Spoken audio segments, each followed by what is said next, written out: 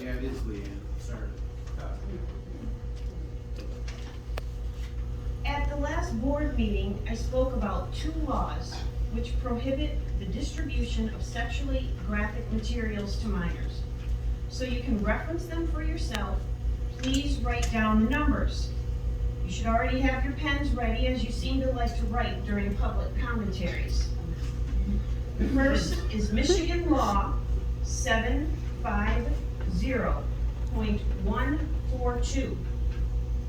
The second is U.S. Code Section 1446A of Title 18. Additionally, the Supreme Court ruled that transmitting obscenity and child pornography via any means is illegal. Obscenity is not protected under First Amendment rights to free speech, and violations of federal obscenity laws are criminal offenses.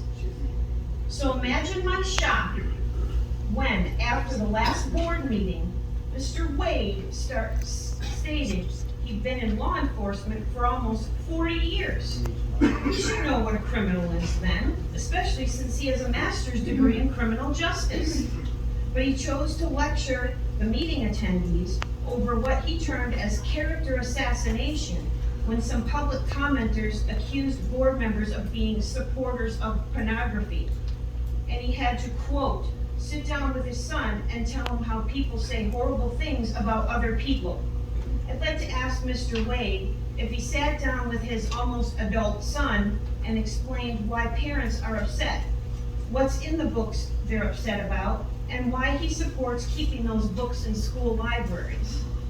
Stop complaining about parents condemning you for not protecting their children from materials that egregiously violate multiple laws. That's not hateful speech from those parents. They're calling you out over your refusal to do the jobs you were elected to do. All of you board members sat up there and heard parents read excerpts and show cartoons from books that blatantly violate laws, and yet the books still aren't removed.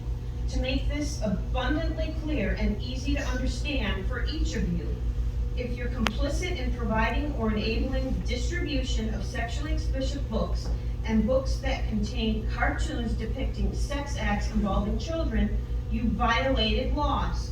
In all of history, people who violate laws are labeled as criminals. Hence, like it or not, that makes you all criminals. Yes. Yep. The correct action to take now is to remove from every Chippewa school library every challenged book on the list you were provided. Then read them and discuss with your panel why you think it's appropriate to violate the laws by returning those books to the school libraries. You have the rest of the summer to do this. I suggest you do it before someone brings a lawsuit against you board members. Yes. Thank you.